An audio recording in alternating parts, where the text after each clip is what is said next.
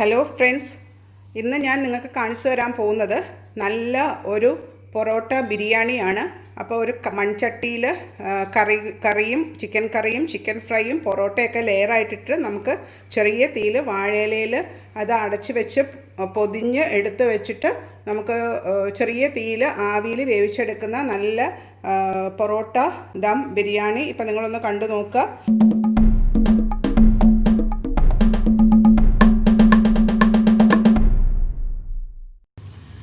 അപ്പോൾ ഞാനിപ്പോൾ ഒരു കോഴിയാണ് നമ്മുടെ പൊറോട്ട ബിരിയാണിക്ക് എടുത്തേക്കുന്നത്. കണ്ടോ, അപ്പോൾ നമുക്ക് നന്നായിട്ട് കഴുകി എടുക്കാം കഷ്ണങ്ങളൊക്കെ.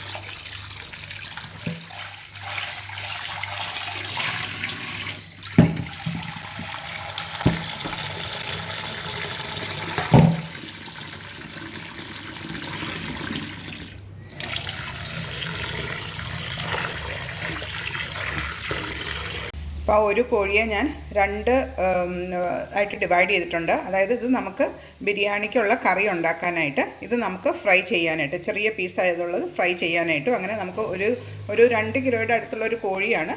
അപ്പോൾ അതിനെ നമുക്ക് 2 ടൈപ്പിൽ ഉണ്ടാക്കണം. നമുക്ക് ഒന്ന് ഫ്രൈ ചെയ്തെടുക്കണം, ഒരു കറി ഉണ്ടാക്കണം.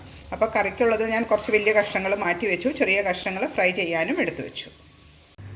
അപ്പോൾ ഫസ്റ്റ് സ്റ്റെപ്പായിട്ട് നമുക്ക് കോഴി വറക്കാനായിട്ട് ഞാനിപ്പോൾ ആ കലത്തിൽ ചെറിയ കഷ്ണങ്ങൾ എടുത്തിട്ടുണ്ട്. അതിനകത്തോട്ട് 1/2 ടീസ്പൂൺ മുളക് പൊടി, 1 ടീസ്പൂൺ നല്ല മുളക് പൊടി, പിന്നെ 1 ടേബിൾ സ്പൂണോളം കാശ്മീരി ചില്ലി പൗഡർ, നമ്മൾ കളറൊന്നും ആഡ് ചെയ്യുന്നില്ല, പിന്നെ കുരുമുളക് പൊടി 1 ടീസ്പൂണ്, അത് കഴിഞ്ഞ് ഉപ്പ്, ആവശ്യത്തിനുള്ള ഉപ്പ്, ഏകദേശം ഒരു 1/2 ടീസ്പൂൺ ഉപ്പ് മതിയാവും.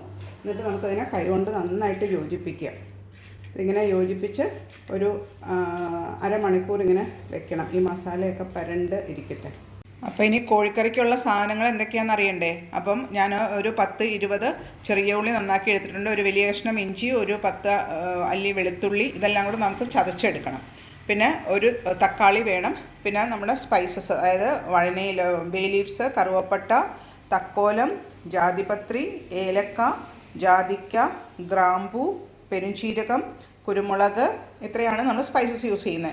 പിന്നെ അവസാനം കറിയൊക്കെ ഒന്ന് ആയി കഴിയുമ്പോൾ നമുക്ക് കുറച്ച് അണ്ടിപ്പരിപ്പും മല്ലിയിലയും പുതിനയിലയും പച്ചമുളകും ചേർത്ത് നന്നായിട്ട് അരച്ച് അതും കൂടെ ചേർക്കണം. അത് ഞാൻ സ്റ്റെപ്പ് ബൈ സ്റ്റെപ്പായിട്ട് ഓരോന്ന് ചെയ്യുന്ന അനുസരിച്ച് പറഞ്ഞു തരാം. ഇനിയിപ്പോൾ നമുക്ക് കോഴിക്കറി എങ്ങനെയാണ് ഉണ്ടാക്കുന്നതെന്ന് ഒന്ന് കണ്ടു നോക്കാം. ഒരു പാൻ ഞാൻ അടുപ്പത്ത് വെച്ചിട്ടുണ്ട്. അതിനകത്തോട്ട് നമുക്ക് ഈ സ്പൈസസ്, ഹോൾ സ്പൈസസ് ഒക്കെ ഒന്ന് ഇട്ട് കൊടുക്കാം. എണ്ണയും നെയ്യും ഒന്നും ഒഴിക്കാതെ നമുക്ക് ഡ്രൈ റോസ്റ്റ് ചെയ്യുകയാണ് വേണ്ടത്. അപ്പോൾ ഇതിനകത്ത് കിടന്ന് ഇതിനെ നന്നായിട്ടൊന്ന് റോസ്റ്റ് ചെയ്തെടുക്കണം. അപ്പോഴാണ് ആ കറിക്കൊക്കെ നല്ല സ്വാദ് കിട്ടുള്ളൂ. അതിൻ്റെ പച്ചച്ചൊവയൊക്കെ മാറി നല്ല റോസ്റ്റായിട്ട് കിട്ടും. ഇതൊന്ന് പകുതി റോസ്റ്റ് ആകുമ്പോഴത്തേക്കും നമുക്ക് കുരുമുളകും പെരുംജീരകവും കൂടെ ഇട്ടിട്ട് അതെല്ലാം കൂടെ റോസ്റ്റ് ചെയ്ത് ഒന്ന് പൊടിച്ച് എടുക്കണം. ഇത് നന്നായിട്ടൊന്ന് റോസ്റ്റായി വരട്ടെ. ഇപ്പോൾ ഒരു 2 മിനിറ്റ് കഴിഞ്ഞിട്ടുണ്ട്. അപ്പം ഈ കുറച്ച് വലിയ സ്പൈസസ് ഞാൻ ആദ്യം റോസ്റ്റ് ചെയ്തത്, അല്ലെങ്കിൽ മറ്റത് ചേർക്കുന്നത് കരിഞ്ഞു പോകും, അതുകൊണ്ടായിരുന്നു. ഇനിയിപ്പോൾ നമുക്ക് കുരുമുളകും പെരുംജീരകവും കൂടി ഇതിനകത്തോട്ട് ആഡ് ചെയ്യാം. എന്നിട്ട് അതിനെയും ഒന്ന് റോസ്റ്റ് ചെയ്തെടുക്കാം. അതിന് ഒന്ന് ആറിക്കഴിയുമ്പം അതിനെ നല്ല തരതരിപ്പായിട്ട് പൊടിച്ചെടുക്കാം. പൊട്ടുന്ന സ്വരം നിങ്ങൾക്ക് കേൾക്കാം. നല്ല ഒരു മസാലയുടെ ഫ്ലേവർ ഇവിടെ എല്ലാം വരുന്നുണ്ട്. നമുക്ക് അടുപ്പത്തുനിന്നൊന്ന് മാറ്റാം. അത് കഴിഞ്ഞിട്ട് ഇതിനെ ഒന്ന് തരതരിപ്പായി പൊടിച്ചെടുക്കാം. നല്ല ചൂടായിട്ടുള്ള ചട്ടിയിലോട്ട് നമുക്ക് ഒരു 2 ടേബിൾ സ്പൂണോളം നെയ്യ് ഇട്ട് കൊടുക്കണം. ഞാൻ ഈ കറി നെയ്യിൽ തന്നെയാണ് ഉണ്ടാക്കുന്നത്. അത് നിങ്ങൾക്ക് വേണമെങ്കിൽ പകുതി നെയ്യും പകുതി വെളിച്ചെണ്ണ അങ്ങനെ വേണമെങ്കിൽ യൂസ് ചെയ്യാം. പക്ഷേ നെയ്യ് തന്നെ ഉണ്ടാക്കിയാൽ കുറച്ചുകൂടെ നല്ല സ്വാദായിരിക്കും. അപ്പം ഞാനിത് 2 ടേബിൾ സ്പൂൺ നെയ്യ് നന്നായിട്ടൊന്ന് ചൂടാത്ത മണം വരുന്നുണ്ട്. അതിനകത്തോട്ട് ചതച്ചത് ഒന്നിട്ട്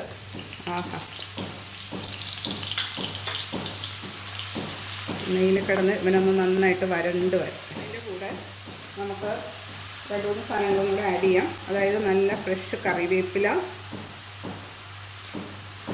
ഇട്ട് കൊടുക്കാം. പിന്നെ ആവശ്യത്തിന് ഉപ്പും ഇട്ട് കൊടുത്തു. എന്നിട്ട് നന്നായിട്ട് മിക്സ് ചെയ്യാം. ഇതൊന്ന് നന്നായിട്ട് വഴന്ന് വരട്ടെ. നെയ്യിൽ ചുവന്നുള്ളിയും വെളുത്തുള്ളിയും ഇഞ്ചിയൊക്കെ നന്നായിട്ട് വഴന്ന് വന്നിട്ടുണ്ട്. ഇതിനകത്തോട്ട് നമുക്ക് തക്കാളി ഇട്ട് കൊടുക്കണം. ഒരു തക്കാളി കുറച്ച് വലുതായിട്ട് മുറിച്ചത് ഇട്ട് കൊടുക്കാം. തക്കാളി അങ്ങനെ ഒന്ന് ഒത്തിരി ഒന്നും വഴന്ന് വരണ്ട. ഇതിൻ്റെ കൂടെ തന്നെ നമുക്ക് ഇപ്പോൾ തക്കാളി ആഡ് ചെയ്തു. തക്കാളി ഒന്ന് വാടി വന്നിട്ടുണ്ട്. ഇനി അതിനകത്തോട്ട് 1 ടേബിൾ സ്പൂൺ മല്ലിപ്പൊടി, 1/2 ടീസ്പൂൺ മഞ്ഞൾപ്പൊടിയും പിന്നെ നമ്മൾ റോസ്റ്റ് ചെയ്ത് വെച്ച് ആ പൊടിച്ചെടുത്ത മസാലാസും അതും എല്ലാം കൂടെ ആഡ് ചെയ്യാം. എന്നിട്ട് അതിനെ നന്നായിട്ടൊന്ന് വഴറ്റിയെടുക്കുക.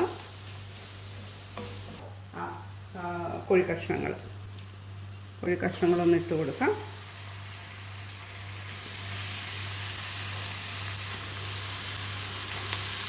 എന്നിട്ട് നല്ല ചൂടിൽ തന്നെ നമുക്ക് ഈ കോഴിക്കഷ്ണത്തിൽ ഈ മസാല ഒന്ന് പൊതിഞ്ഞ് ഫ്രൈ ചെയ്തെടുക്കണം.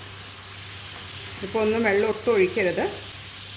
ഈ അരപ്പിൽ തന്നെ കിടന്ന് കണ്ടോ ഈ മസാല അരപ്പിലൊക്കെ പിടിച്ച് ആ കോഴിക്കഷ്ണത്തിലൊക്കെ പിടിച്ച് നന്നായിട്ടൊന്ന് വഴന്ന് വരട്ടെ. ആഹാ, ഒരു 5 മിനിറ്റ് ഇങ്ങനെ നിർത്താതെ ഒന്ന് ഇടയ്ക്കിടയ്ക്ക് ഇളക്കി, നിർത്താതെ അല്ല ഇടയ്ക്കിടയ്ക്ക് ഒന്ന് മസാല അത് പിടിപ്പിച്ച് ഒന്ന് ഇളക്കി റെഡിയാക്കി എടുക്കണം. ഇപ്പോൾ അരപ്പൊക്കെ കണ്ടോ നന്നായിട്ട് ആ കോഴിക്കഷ്ണത്തിലെല്ലാം പിടിച്ച് ഇരിപ്പുണ്ട്. അത് നല്ല ഒരു ലൈറ്റ് ബ്രൗൺ ആയിട്ടും വന്നിട്ടുണ്ട് കോഴിക്കഷ്ണങ്ങളെല്ലാം. ഇനി ഇതിനെ തീ ഒന്ന് കുറച്ചിട്ട് നമുക്ക് ഇതിനെ ഒരു ചെറിയ തീയിൽ ഒരു 15-20 മിനിറ്റ്, ഒട്ടും വെള്ളം ഒഴിക്കരുത്, 15-20 മിനിറ്റ് നമുക്കിതിനെ മൂടി വെച്ച് കോഴിയെ വേവിച്ചെടുക്കാം. ഇപ്പോൾ ഒരു 15 മിനിറ്റ് ആയിട്ടുണ്ട്. നമ്മൾ വെള്ളമൊന്നും ചേർത്തില്ലെങ്കിലും ആ കോഴിയുടെ വെള്ളമൊക്കെ ഇറങ്ങി നന്നായിട്ട് ഒരു 1/4 വേവോളം കോഴി ആയിട്ടുണ്ട്. ഇനി ആ പേസ്റ്റ്, അതായത് അണ്ടിപ്പരിപ്പ്, പച്ചമുളക്, മല്ലിയില, മിൻറ്റ് ലീവ്സ് ഇതെല്ലാം കൂടെ അരച്ചത് നമുക്ക് ഇതിനകത്തോട്ടൊന്ന് ആഡ് ചെയ്ത് കൊടുക്കാം. ഇനി തീ കൂട്ടി തന്നെ കിടന്നോട്ടെ. അതായത് ഈ ഗ്രേവിയൊക്കെ ഒന്ന് വറ്റി വരണം. ഇതിപ്പോൾ നല്ല ഗ്രേവി ഉണ്ട്. അപ്പോൾ ലാസ്റ്റ് ഇത് ചേർക്കുന്നത് അത് അടി പിടിക്കാതിരിക്കുകയും ചെയ്യും. ആ ഫ്ലേവേഴ്സൊക്കെ നല്ല ഫ്രഷായിട്ട് കിട്ടുകയും ചെയ്യും, മല്ലിയിലയുടെയും പുതിനയിലയുടെയും എല്ലാം. അതിന് വേണ്ടിയിട്ടാണ്. ഇനി ഇങ്ങനെ തന്നെ മൂടി വെച്ചിട്ട് ഒരു 8 മിനിറ്റോളം നമുക്ക്, ഏകദേശം ഒരു 8 മിനിറ്റോ 6 മിനിറ്റോളം നമുക്കിതിനെ വേവിച്ചെടുക്കാം. അപ്പോൾ ആ മസാലയിൽ അതെല്ലാം ഒന്ന് പിടിച്ചു വരട്ടെ. അത് കുക്ക് ചെയ്യുന്നതിനൊപ്പം തന്നെ മസാലയും എല്ലാം അതിനകത്ത് പിടിച്ച് റെഡിയായി. ഒരു 8 മിനിറ്റ് കഴിഞ്ഞിട്ടുണ്ട്. കണ്ടോ എണ്ണയൊക്കെ തെളിഞ്ഞ് വന്നിട്ടുണ്ട് നമ്മുടെ കോഴിക്കറിയുടെ. ഇതിപ്പം ഗ്രേവിയൊക്കെ കറക്റ്റായി. ഇത്രയും കുറച്ച് ഗ്രേവി വേണം. നമ്മുടെ പൊറോട്ട ബിരിയാണി വെക്കുമ്പോൾ അതിനകത്ത് ആ പൊറോട്ടയിൽ ഇതൊക്കെ ഒന്ന് വലിച്ചെടുക്കണമല്ലോ ഈ ഗ്രേവിയെല്ലാം. എന്നാലേ ആ പൊറോട്ടയിലും ആ കോഴിക്കറിയുടെ ടേസ്റ്റൊക്കെ കിട്ടുകയുള്ളൂ. പിന്നെ അത് ഇരിക്കുമ്പോൾ ഒന്നും കൂടെ ഒന്ന് കുറുകിക്കോളും. അപ്പം എല്ലാവരും ഇപ്പോൾ ഇത് അതിൻ്റെ എരിവും ഉപ്പും ഒക്കെ ഒന്ന് ചെക്ക് ചെയ്തിട്ട് ആവശ്യമുണ്ടെങ്കിൽ അതനുസരിച്ച് ചേർക്കുക. അല്ലെങ്കിൽ നമുക്കിനി ഓഫ് ചെയ്യാം. ഇനി നമുക്ക് ചിക്കൻ ഫ്രൈ ചെയ്യുന്നത് എങ്ങനെയാണെന്നും കൂടെ ഞാനിപ്പോൾ കാണിച്ചു തരാം. ഇനി നമുക്ക് കോഴി വറുക്കാനായിട്ട് ഞാൻ ഒരു പാനിൽ 2 ടീസ്പൂൺ നെയ്യ് ഒഴിച്ചിട്ടുണ്ട്. അപ്പോൾ ആ നെയ്യ് ഒന്ന് നന്നായിട്ട് ഉരുകി വരട്ടെ. അത് ഞാനിങ്ങനെ ഡീപ്പ് ഫ്രൈ അല്ല ചെയ്യുന്നത്, പാൻ ഫ്രൈ ആണ് ചെയ്യുന്നത്. അപ്പം ആ സത്തെല്ലാം ആ നെയ്യും കോഴിയുടെ മൊരിഞ്ഞും ഇതെല്ലാം ആ നെയ്യിൽ കിടന്ന് മൊരിഞ്ഞ് കിട്ടും. ദേ ഇപ്പോൾ അടുപ്പത്ത് പാനിൽ നെയ്യ് നന്നായിട്ട് ചൂടായി വരുന്നുണ്ട്. അതിനകത്തോട്ട് നമ്മൾ മാരിനേറ്റ് ചെയ്ത് വെച്ച കോഴി കഷ്ണങ്ങൾ, ഞാൻ പാൻ ഫ്രൈ ആണിത് ചെയ്യുന്നത്, അതാണ് നല്ലത്. അപ്പോൾ ആ നെയ്യെല്ലാം ആ കോഴി കഷ്ണത്തിൽ കറക്റ്റായിട്ട് പിടിച്ചിരിക്കുകയും ചെയ്യും. നമുക്ക് ആ ബിരിയാണി, പൊറോട്ട ബിരിയാണി വെക്കുമ്പോൾ പൊറോട്ടയിലും അതിൻ്റെയൊക്കെ ടേസ്റ്റ് കിട്ടും. അപ്പോൾ ഇതിനെ പാൻ ഫ്രൈ ചെയ്തെടുക്കാം. അതിൻ്റെ എക്സ്ട്രാ കളറൊന്നും ഞാൻ ആഡ് ചെയ്തിട്ടില്ല. ആ പിരിയമുളകിൻ്റെ കളറ് മാത്രമാണ് ഉള്ളത്. ആഹാ, ആ നെയ്യിൽ കിടന്ന് നമ്മുടെ കോഴി കഷ്ണങ്ങളൊക്കെ ഒരു സൈഡ് ഇതേ നല്ലതായിട്ട് മൊരിഞ്ഞിട്ടുണ്ട്. പക്ഷേ ഇത് കുക്കായിട്ടില്ല. ഞാൻ പറഞ്ഞല്ലോ തീ ഞാൻ കുറച്ചിട്ടേക്ക് ഒരു 15 മിനിറ്റെങ്കിലും എടുക്കും ഇത് കുക്ക് ചെയ്ത് കിട്ടാനായിട്ട്. ആദ്യം നല്ല തീയിലിടുക, അത് കഴിഞ്ഞിട്ട് നമുക്കിങ്ങനെ മറിച്ചിട്ട് കഴിഞ്ഞിട്ട് ചെറിയ തീയിലിട്ടിട്ട് 2 സൈഡും നല്ലതായിട്ട് മൊരിച്ചെടുക്കണം. ഇപ്പം ഒന്ന് തുറന്ന് നോക്കട്ടെ. കണ്ടോ ചിക്കനൊക്കെ നല്ല സോഫ്റ്റായിട്ടുണ്ട്, വെന്തിട്ടുണ്ട്. ഇനിയിപ്പോൾ നമുക്കിതിനെ ഈ ചിക്കൻ പീസസിനെ നെയ്യിൽ നിന്നൊന്ന് മാറ്റാം. അത് കഴിഞ്ഞിട്ട് ഇത് നമുക്ക് മൺചട്ടിയിൽ ഇതെങ്ങനെയാണ് പൊറോട്ട ദം ചെയ്യുന്നതെന്നും ആ ബിരിയാണി എങ്ങനെയാണ് ദം ആക്കി എടുക്കുന്നതെന്നും ഒന്ന് കാണിച്ചു തരാം. അപ്പോൾ നമ്മുടെ പൊറോട്ട ബിരിയാണിയുടെ ഏറ്റവും എക്സൈറ്റിംഗ് ആയിട്ടുള്ള സമയമായിട്ടുണ്ട്. അതായത് നമുക്കതിനെ എങ്ങനെയാണ് ദം ചെയ്യാനായിട്ട് ഒരു ചട്ടിക്കകത്ത് വെക്കുന്നതെന്നാണ് ഞാനിപ്പോൾ കാണിച്ചു തരാൻ പോകുന്നത്. അപ്പോൾ അതിന് ഫസ്റ്റ് സ്റ്റെപ്പായിട്ട് നമ്മളിപ്പം ആ ചിക്കൻ വറുത്ത് കുറച്ച് നെയ്യുണ്ടല്ലോ അതൊന്ന് ഒന്ന് തൂക്കി കൊടുക്കുക ചട്ടിയുടെ അടിയിൽ. എന്നിട്ട്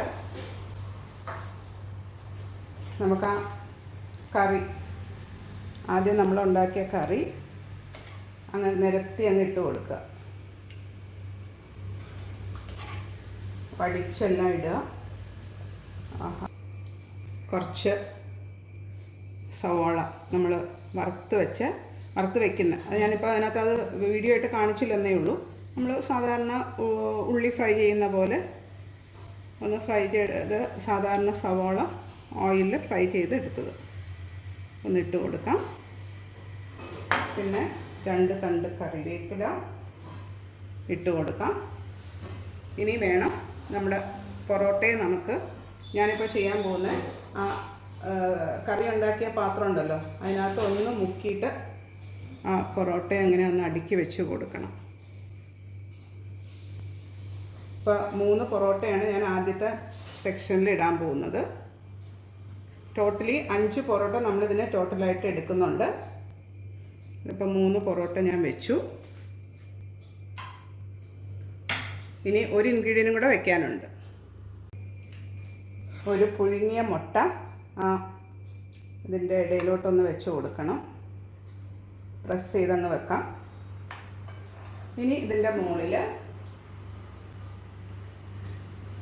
നമ്മൾ ഫ്രൈ ചെയ്ത ചിക്കൻ പീസസ് വെച്ച് കൊടുക്കണം. ഇതിപ്പോഴത്തെ ട്രെൻഡാണ്. ഓരോരുത്തർ കിഴി പൊറോട്ട അങ്ങനെ പലതും ഇപ്പോൾ ട്രൈ ചെയ്യുന്നുണ്ട്. അപ്പോൾ ഞാനിത് കണ്ടപ്പം എനിക്കൊന്ന് ട്രൈ ചെയ്യാൻ തോന്നി. ഞാനിതിപ്പോൾ എൻ്റെ വേർഷനിലാണ് ഞാനിത് ചെയ്തത്. അത് ഓരോരുത്തർക്ക് അവരവരുടെ മനോധർമ്മം പോലെ ചെയ്യാം, കുഴപ്പമില്ല. ആ നെയ്യും അതിൻ്റെ മുകളിലോട്ടൊന്ന് ഒഴിച്ച് കൊടുക്കണം. ആഹാ, എന്താ ഭംഗി! ടേസ്റ്റും അടിപൊളിയാട്ടോ. ഇനി ഇതിൻ്റെ മുകളിൽ വീണ്ടും സവാള വറുത്തത്, പിന്നെ കുറച്ച് അണ്ടിപ്പരിപ്പ് വറുത്തത്.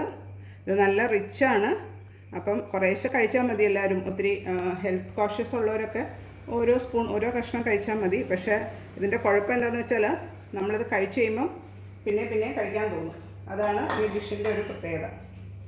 പിന്നെ കുറച്ച് കറിവേപ്പില എല്ലായിടത്തും ഒന്ന് ഇട്ട് കൊടുക്കുക. പിന്നെ 2-3 പച്ചമുളക്. അപ്പോൾ ആ പച്ചമുളകും ഒക്കെ ആവിയിൽ വെന്ത് വരുമ്പം നല്ലൊരു ടേസ്റ്റാണ്.